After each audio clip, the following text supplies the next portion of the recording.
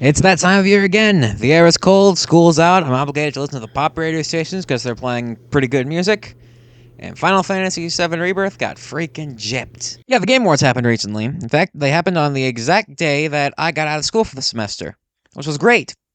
But I still didn't get to watch them live because instead I watched the red one featuring Dwayne Johnson The Rock with my family, and it was worth it. But still, I missed out on the Game Awards, so I had to watch them the next day.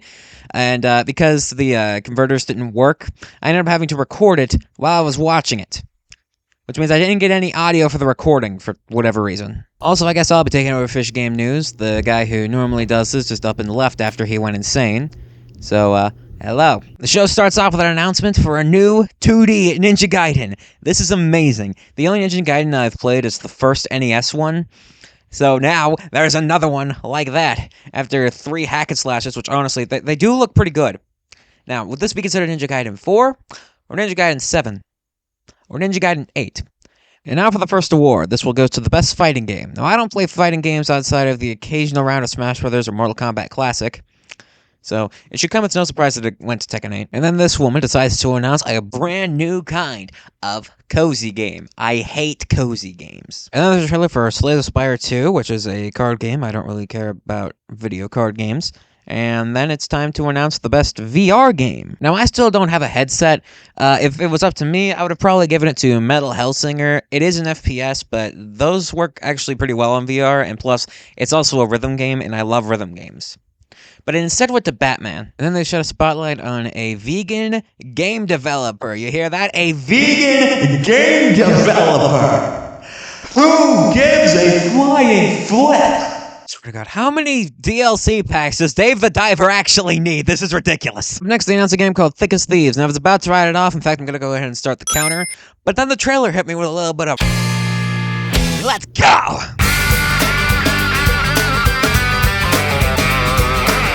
The last thing I expected going into TGA was anything from Jane's Addiction. For one thing, they haven't been relevant in years. For another, there's that whole debacle with Colin Farrell.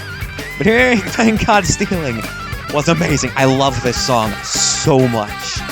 That said, I'm still not interested in The Thick as Thieves. The next award goes to Best Esports Game. Am I the only one who notices the irony in League of Legends winning something sponsored by Old Spice? After that is Best Esports Athlete. Now, I still have no interest in esports whatsoever.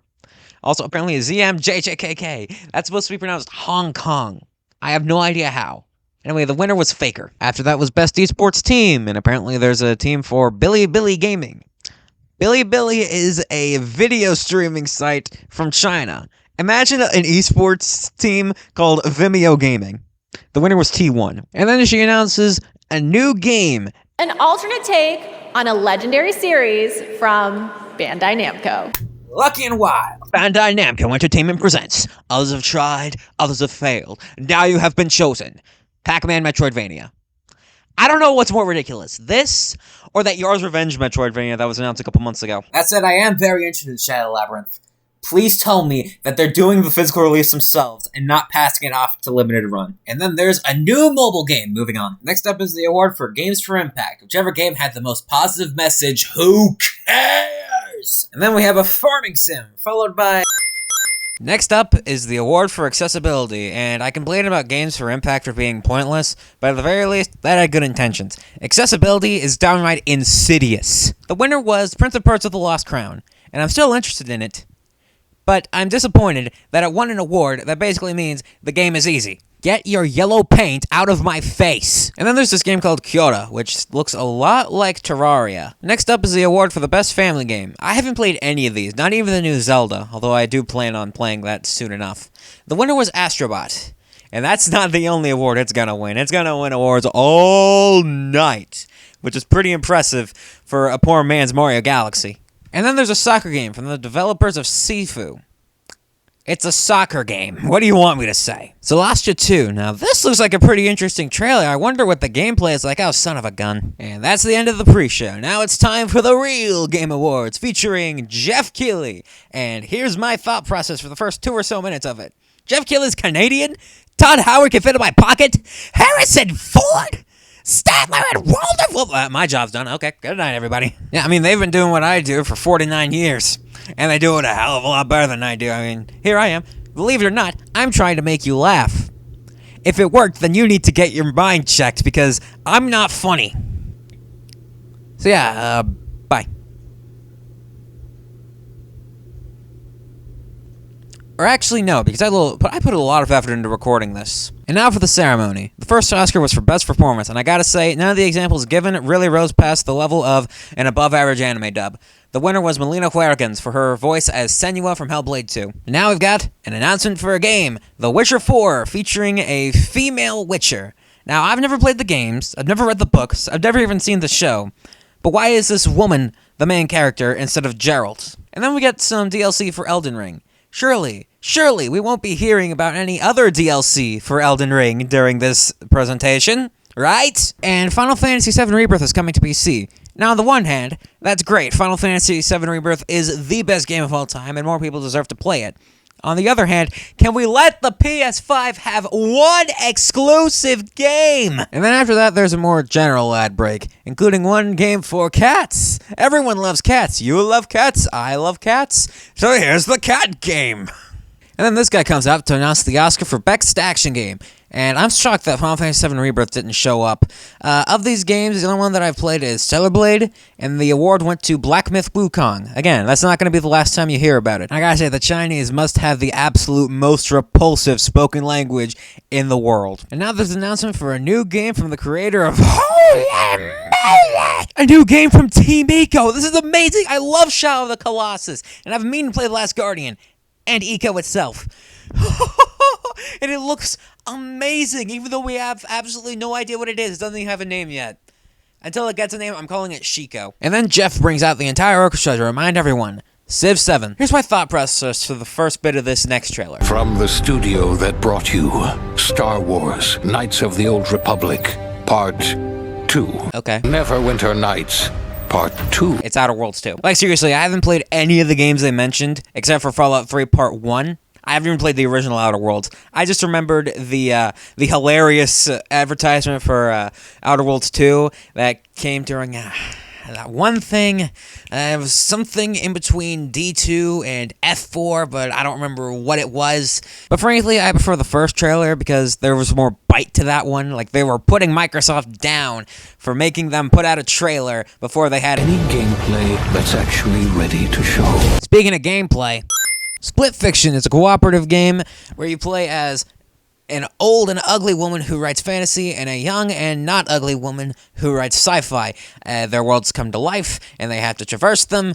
I don't really care. For one thing, how did It Takes Two win an award for Game of the Year? And now for another ad break.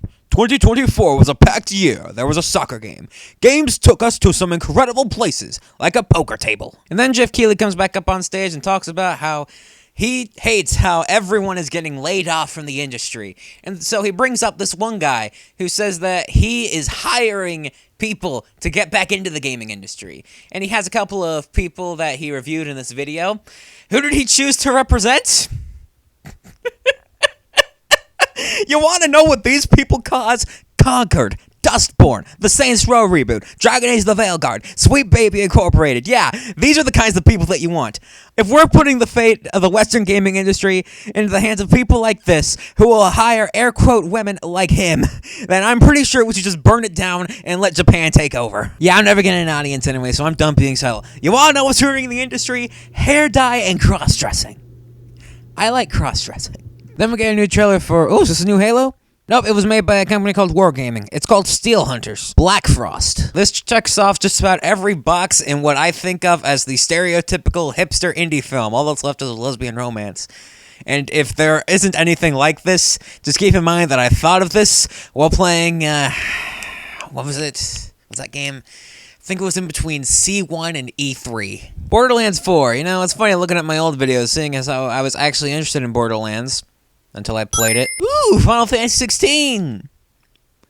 Clive is in Tekken 8! Okay, I'm still not playing Tekken. Next up was Most Anticipated Game, and the entire time I was screaming, Metroid Prime 4! Metroid Prime 4! This is because, as I have demonstrated, I am brain dead. And after that was Best Multiplayer Game, and absolutely no one could shut up about Helldivers 2, so the answer was obvious. And then there was Best Community Support, and again, no one could shut up about Helldivers 2, so it sure hell wasn't going to be that. It was Baldur's Gate 3. After that is Best Art Direction. I would have gone with Neva, because I swear every single trailer for that one looked like an indie film, but it ended up going for Metaphor Refantasio. Remember that name. And then we get a trailer for Splitgate 2, which is... But at the same time, it looked... From the sound of it, I thought it was going to be something along the lines of Portal. Instead, it ended up being a hero shooter like Overwatch or Conquered. And I swear I'm going schizophrenic. And then the band 21 Pilots came up to sing a song from Arcane, I guess. I don't listen to 21 Pilots, and I don't watch Arcane because you couldn't pay me to do anything related to League of Legends. But I gotta say, the music was pretty good. Except for this one guy's voice. That was nails on a chalkboard. Morning has broken like the first morning. Blackbird has spoken like the first bird. Virtua Fighter. I'll be honest, I thought this was going to be a Yakuza game because it had the Yakuza devs on it. But Virtua Fighter. Alright. I've never played Virtua Fighter.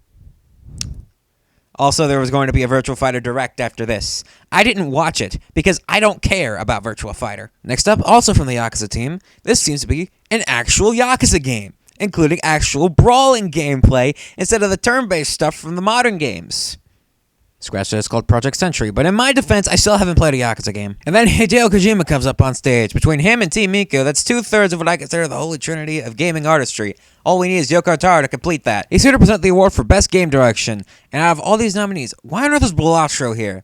Like, I'm going to talk about it later on, but why? The winner was Astrobot. By Universal, and there's dinosaurs. This must be Jurassic Park. Featuring The Rock. Turok! And the weird thing is, it's not even an FPS like the old Turok games. It's a third-person shooter. So is it Turok? Or is it something different that has to share the Turok name? Because apparently Turok wasn't always video games. Apparently it started as a comic. So maybe it's just a completely different continuity from the games. Who knows? And then this guy starts yelling about how you need to play Helldivers 2 because Super Earth needs more recruits. Shut up! And then this random woman comes up to talk about how there's going to be more Warframe. You know, my sister plays Warframe with her friends. And that's good. It's good that she has friends, whatever those are. Next up, there's a new update to Palworld, and I keep forgetting that that game still exists. I thought it got DMCA'd. So we have more pals, which still look almost exactly like Pokemon that I forgot the name of. And we got this guy that looks like he was drawn by Akira Toriyama, and... oh.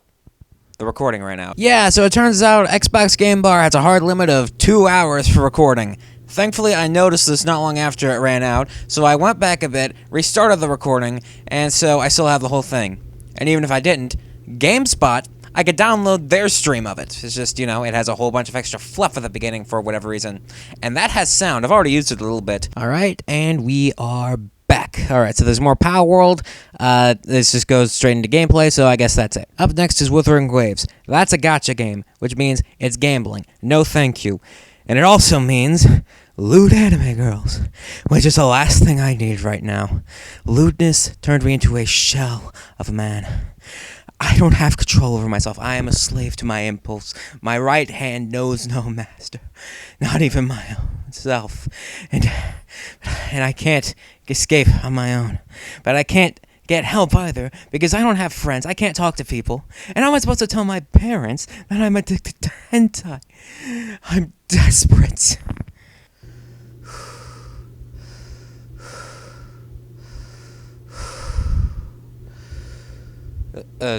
Don't ask how it goes, can check off. And then Microsoft comes out with a really stupid ad campaign, basically saying that this bag of chips is an Xbox.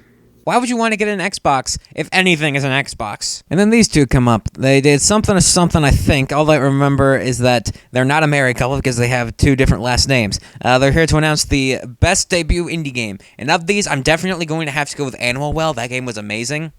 But it went to Balatro. Up next is Onimusha Way of the Sword. I've been meaning to play the first Onimusha. We have it on PS2, and I've never touched it. Kazan, the First Berserker. I swear, I've talked about this game before, but I don't remember what it was from. Seriously this time. The trailer looks amazing, but at the same time, I'm worried, because any trailer that looks this good is probably for a Souls-like. And I don't really care that much for Souls-likes.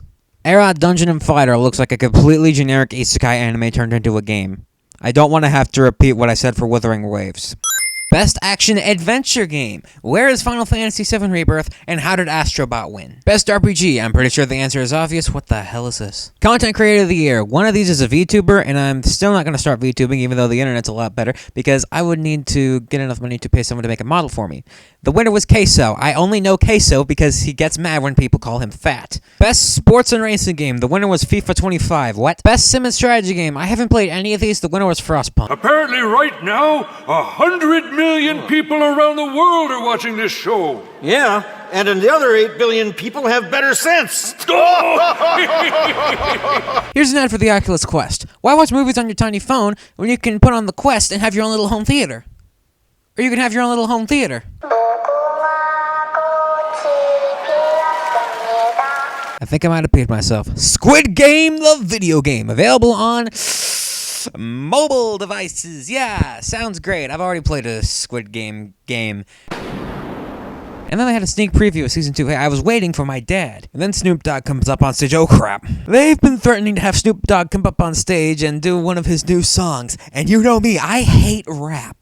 But thankfully, that doesn't come until later. Right now, he's just here to give out the Oscar for the best ongoing game. And yet again, no one can shut up about Helldivers 2. These next few games, I didn't actually see the trailers because my parents called me in to talk about supper. So, Stage Fright, this just looks like more It Takes Two. Game of Thrones King's Road, I mean, it looks good, but I've already played a Game of Thrones game. It's called Final Fantasy 16. Monster Hunter Now, it just looks like Pokemon Go. Alright, now I'm back, and I was met face-to-face with the Arc System Works logo. That got me worried after what happened with Guilty Gear Strive, but no, it's Double Dragon. Alright, now this trailer looks pretty neat. Wait a minute, it's solo leveling?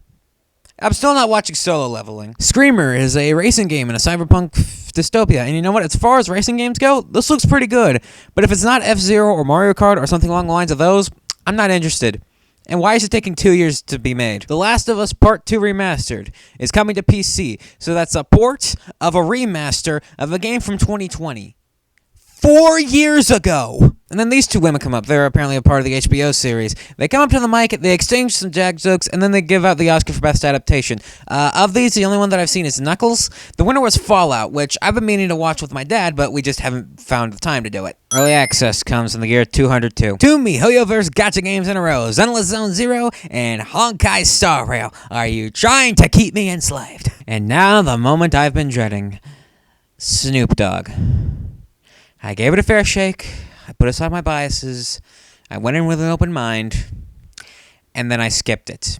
Seriously, who do you think watches this kind of stuff? Like, yeah, sure, there's probably some people who were over the moon with this. But, I mean, come on. These are gaming press conferences. People who listen to rap probably aren't the kinds of people who watch this. And there are plenty of metal acts who released their music within the past couple of months. You could have used something like that. Jerry Cantrell, Marilyn Manson, Motley Crue, Dream Theater, Devin Townsend, Blood Incantation, Opeth, Trapped. Not Falling in Reverse, though. They're also rap. I mean, come on. If Gojira could play at the Olympics, then we can get some metal in the Game Awards. It's not that much of a stretch. Alright, well, at the very least, it's over quickly. And after that and another ad break, this guy comes out to announce the Oscar for Best Score, and I'm pretty sure the answer is obvious. How could it be anything else? And then Jeff Keighley shows back up to announce a brand new Sonic racing game. Yeah, okay, sure. I mean, I like Sonic Riders Zero Gravity, but this isn't Sonic Riders. This is another kart racer. So what's the point? And Mafia: The Old Country gets a release date. I love Mafia stories, but for some reason I never played the Mafia games.